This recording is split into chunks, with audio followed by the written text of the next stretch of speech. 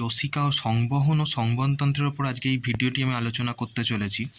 দেখো, উদ্ভিদ সংবহন মাধ্যমে গুরুত্বপূর্ণ উপাদানটি হচ্ছে জল। প্রাণী সংবহন মাধ্যমে গুরুত্বপূর্ণ উপাদান কোনটা হচ্ছে, সেটা হচ্ছে রক্ত। মানুষের রক্ত এটা হচ্ছে ক্ষারীয় প্রকৃতির হয়, যার পিএইচ মাত্রা 7.4 হয়। মানুষের রক্তের সান্দ্রতার জন্য দায়ী হচ্ছে প্রোটিন। এবার কি, মানুষের রক্তের অম্লতা বৃদ্ধিতে কি হয়, হিমোগ্লোবিনের অক্সিজেন পরিবহন ক্ষমতা কমে যায়। দানাদার শ্বেত রক্ত কণিকা বলতে বোঝায় হচ্ছে নিউট্রোফিল, বেসোফিল, ইওসিনোফিল, এইগুলো পড়ে দানাদার হোয়াইট ব্লাড কর্পেসলের মধ্যে। বেসোফিল কি, হেপারিন নিঃসরণে গুরুত্বপূর্ণ ভূমিকা পালন করে। ইওসিনোফিল হিস্টামিন নিঃসরণ করে। দানাবিহীন যে হোয়াইট ব্লাড কর্পেসল আছে তার মধ্যে পড়ে হচ্ছে লিম্ফোসাইট, মোনোসাইট। 100 ml যে বিশুদ্ধ রক্ত আছে তার মধ্যে 20 মিলিলিটার অক্সিজেন বহন করতে পারে। তারপরের পয়েন্টে দেখো, হিমোগ্লোবিন জৈব সংশ্লেষ বন্ধ করে দেয়। সার্বজনীন রক্তদাতা কোন গ্রুপের, ব্লাড গ্রুপের মানুষদের বলে? ও ব্লাড গ্রুপযুক্ত মানুষের মধ্যে যে গ্রুপেদের লোকেদের কি সার্বজনীন রক্তদাতা বলে। সার্বজনীন রক্তগ্রহীতা কাদের বলা হয়? এবি ব্লাড গ্রুপের লোকেদের। রক্তের শ্রেণীবিভাগ করেন কে? Curl Landsteiner. এবার মূত্রের মাধ্যমে যদি আরবিসি নির্গত হয় তাকে কি বলা হয়? হিমাচুরিয়া বলা হয়। একজন প্রাপ্তবয়স্ক ব্যক্তির হৃৎপিণ্ডে প্রতি ঘন্টায় 300 লিটার রক্ত পাম্প করে থাকে। এবার দেখো, নেক্সট পয়েন্টে বলছে ও গ্রুপের রক্তে কোনো অ্যান্টিজেন থাকে না, আর অ্যান্টিবডি থাকে না হচ্ছে এবি গ্রুপের রক্তে। হৃৎপেশি ক্লান্ত হয় না কেন? কারণ অসংখ্য মাইটোকন্ড্রিয়া থাকে তাতে। লোহিত কণিকার অত্যধিক হারে যদি বিনাশ হয় তখন তাকে সিকল সেল অ্যানিমিয়া বলা হয়। রক্তে প্রোটিনবিহীন নাইট্রোজেন যৌগ কোনগুলো?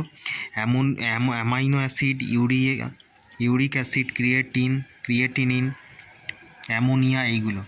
নাইট্রোজেনবিহীন জৈব যৌগ কোনটা? কার্বোহাইড্রেট, যেটা গ্লুকোজ। জৈব অ্যাসিড মানে ল্যাকটিক অ্যাসিড, তার মধ্যে পড়ছে পাইরুভিক অ্যাসিড। তারপর ফ্যাটি অ্যাসিড, কোলেস্টেরল, এস্টার, এগুলো হচ্ছে নাইট্রোজেনবিহীন জৈব যৌগ। হিমোগ্লোবিন থাকে কত? মাত্রা থাকা উচিত 13 থেকে 15 গ্রাম প্রতি ডেসিলিটার।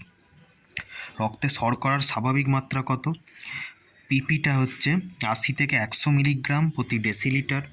আর ফাস্টিংয়ের ক্ষেত্রে 70 থেকে 110 মিলিগ্রাম প্রতি ডেসিলিটার।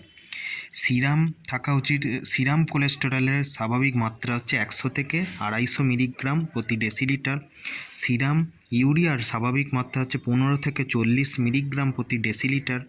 সিরাম বিলিরুবিনের মাত্রা 0.2 থেকে 1 মিলিগ্রাম প্রতি ডেসিলিটার। দেখো, লোহিত কণিকার অত্যধিকারী যদি বিনাশ হয় তখন সিকল সেল অ্যানিমিয়া সৃষ্টি হতে পারে। অত্যধিক রক্তপাতের ফলে লৌহের অভাবে নর্মোসাইটিক অ্যানিমিয়া সৃষ্টি হয়। লোহিত কণিকার সংখ্যা স্বাভাবিকের তুলনায় যদি বেড়ে যায় তখন তাকেও কি বলে? পলিসাইথেমিয়া। এটা আসতে পারে পরীক্ষায়। লোহিত কণিকার সংখ্যা যদি স্বাভাবিকের তুলনায় কমে যায় তাকে বলা হয় কি? অলিগোসাইথেমিয়া। আর শ্বেত কণিকার সংখ্যা যদি স্বাভাবিকের তুলনায় বেড়ে যায় তখন তাকে বলে লিউকেমিয়া। আর অনুচক্রিকার সংখ্যা যদি স্বাভাবিক তুলনায় বেড়ে যায় তখন তাকে কি বলবো? থ্রম্বোসাইটোসিস। আর যদি স্বাভাবিকের তুলনায় কমে যায় অনুচক্রিকার সংখ্যা তখন তাকে কি বলবো? থ্রম্বোসাইটোপিনিয়া বা purpura. Heart of the heart বলা হয় এসএ নোটকে। প্রাণীদেহে রক্ত সংবহন আবিষ্কার করেন কে? William Harvey. ট্রাইকাসপিড কপাটিকা কোথায় অবস্থান করে? ডান অলিন্দ ও ডান নিলয়ের মধ্যে অবস্থান করে। হৃৎপিণ্ডে বাম নিলয়ের প্রকোষ্ঠের প্রাচীর সবচেয়ে মোটা হয়ে থাকে। কর্ডি টেন্ডনি কোথায় পাওয়া যায়? এটা অপশানে আসতে পারে। অপশানে ধরো 4টে অপশান দিল, নিলয়, অলিন্দ, বাম নিলয়, ডান নিলয়, এরম দিতে পারে। হৃৎপিণ্ডের নিলয়তে থাকে মেনলি। হৃৎপিণ্ড প্রতি ঘন্টায় 300 লিটার রক্ত পাম্প করে, এটা আগেও বলেছি। রক্তে হোয়াইট ব্লাড কর্পাসেল দেহের কি সংক্রমণ প্রতিরোধ করে।